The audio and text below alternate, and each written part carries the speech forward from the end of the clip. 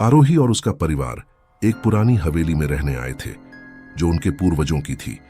इस हवेली की शान थी एक विशाल आईना जो उनके दादाजी के समय से इस घर का हिस्सा था।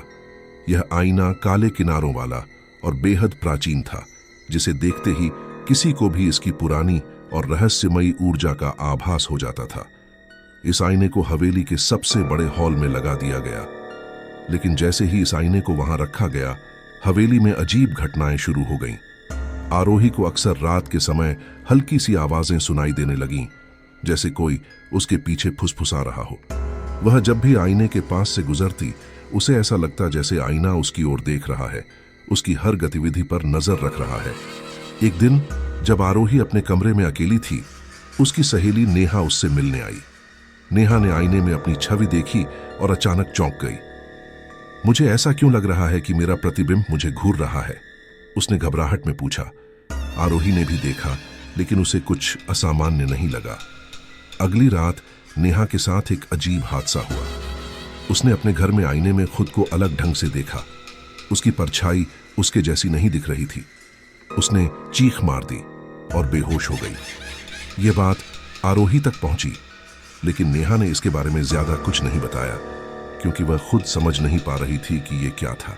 आरोही को इस आईने के बारे में और जानने की उत्सुकता होने लगी। उसने अपने दादाजी की पुरानी किताबों और दस्तावेजों को खंगालना शुरू किया। उसे एक प्राचीन किताब मिली जिसमें हवेली के इतिहास के बारे में लिखा था। उस किताब में एक अध्याय इस आईने पर था। इस आईने को हवेली के पहले मालिक ने एक तांत्रिक से खरीदा था, जिसने अपनी ताकत बढ़ाने के लिए कई निर्दोष लोगों की आत्माओं को आईने में कैद किया था। इस आईने में उन आत्माओं का वास था जो कभी अपने शरीर से अलग कर दी गई थीं। हवेली के मालिक को इस आईने ने पागल कर दिया था और अंततः उसकी मौत भी इसी आईने के सामने हुई थी। आरोही को यह जानकर एक अजीब सा डर महसूस हुआ। अब उसे यकीन हो गया था कि आईना श्रापित था और उसकी शक्ति अब भी जीवित थी।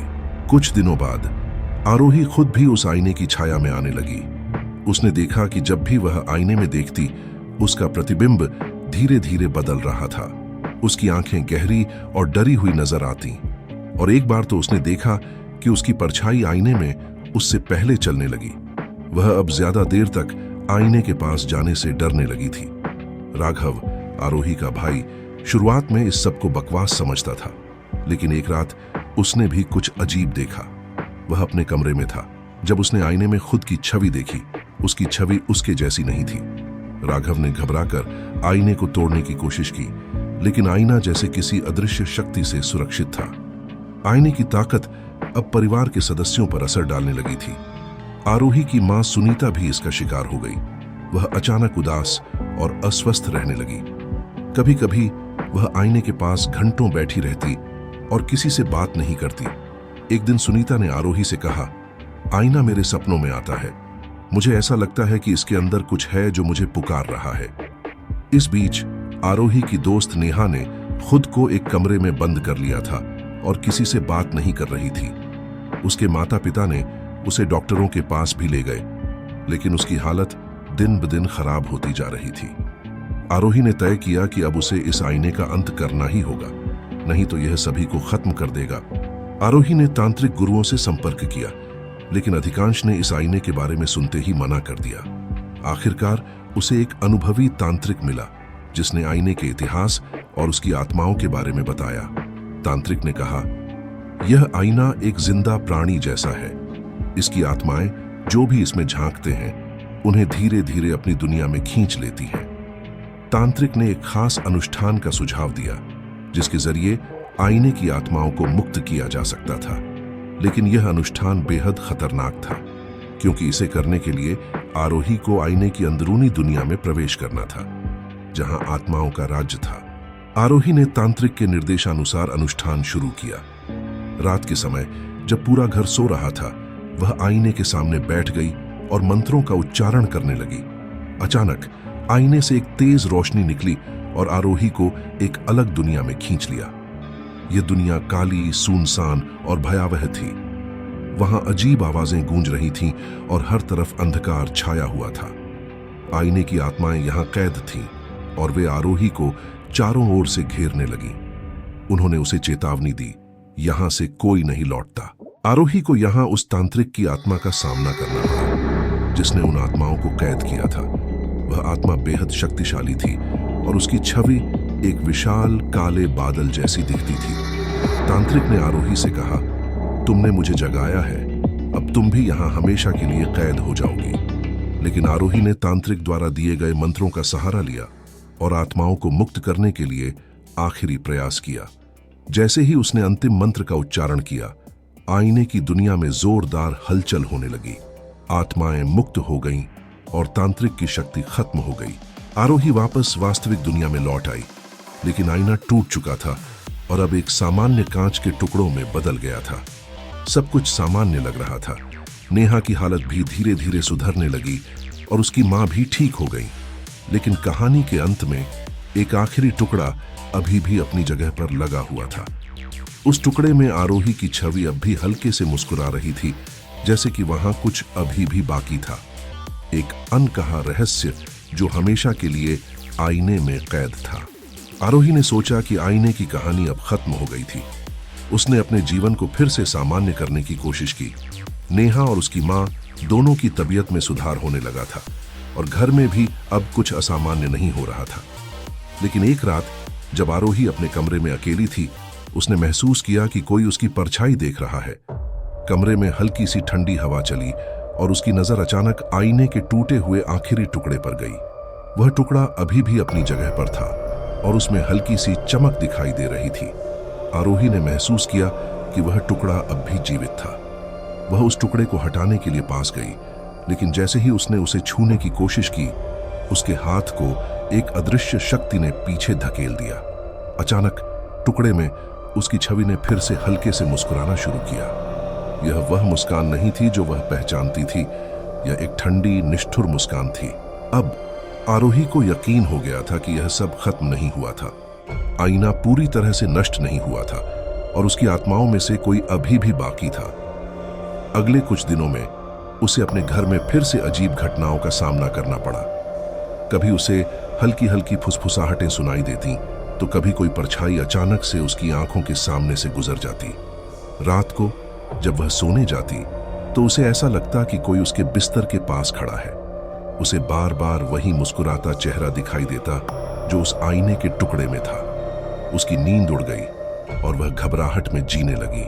आरोही ने इस बार और गहराई से खोजबीन शुरू की। उसने उन तांत्रिक गुरुओं से संपर्क किया जो पहले आईने के बारे में सुनते ही भाग गए थे। लेकिन एक तांत्रिक जिसका नाम विक्रम बाबा था, उसकी मदद करने के लिए तैयार हो गया। विक्रम बाबा ने कहा, आईने की ताकत पूरी तरह से खत्म नहीं हुई है। जब तक उसका आखिरी टुकड़ा जीवित है, उसकी आत्माएं भी जीवित रहेंगी। विक्रम बाबा ने उसे बताया कि आईने का यह टुकड़ा उस तांत्रिक की सबसे शक्तिशाली आत्मा को समेटे हुए था, जो अब भी खुद को पूरी तरह से मुक्त नहीं कर पाई थी। अगर इस आत्मा को पूरी तरह नष्ट नहीं किया गया, तो वह धीरे धीरे अपनी खोई हुई शक्ति वापस पा सकती थी और पूरे परिवार को फिर से बर्बाद कर सकती थी। विक्रम बाबा ने एक आखिरी अनुष्ठान का सुझाव दिया, जो बेहद जोखिम भरा था। इस बार न केवल आरोही को आईने की दुनिया में फिर से प्रवेश करना था, बल्कि उसे उस तांत्रिक की बची हुई आत्मा को पूरी तरह से नष्ट करना था। अनुष्ठान को पूरा करने के लिए उसे आईने के टुकड़े को अपनी आत्मा के साथ जोड़कर एक आखिरी द्वंद्व लड़ना होगा।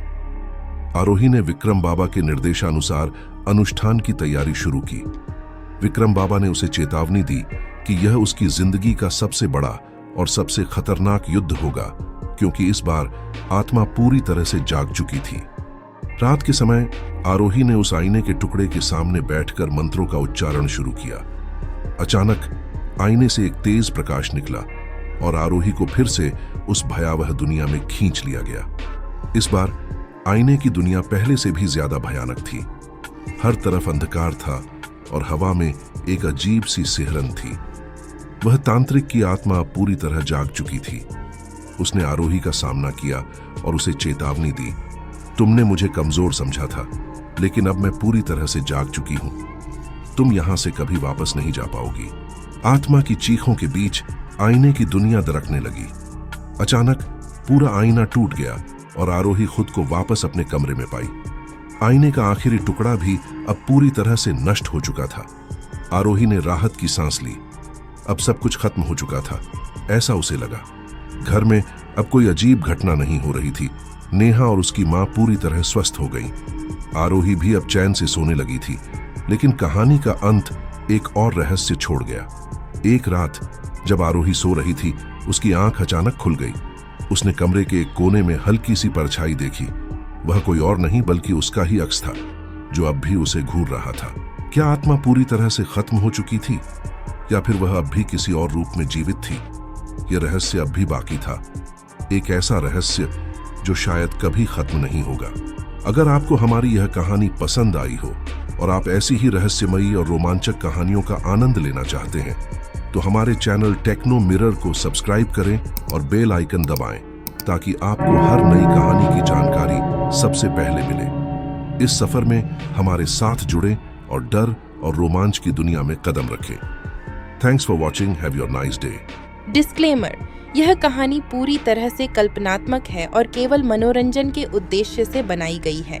इसमें वर्णित घटनाएं, पात्र और स्थान वास्तविकता पर आधारित नहीं हैं। किसी भी प्रकार की धार्मिक, सांस्कृतिक या व्यक्तिगत भावनाओं को आहत करने का हमारा कोई इरादा नहीं है। कृपया इस कहानी को केवल एक काल्पनिक कथा के रूप में लें।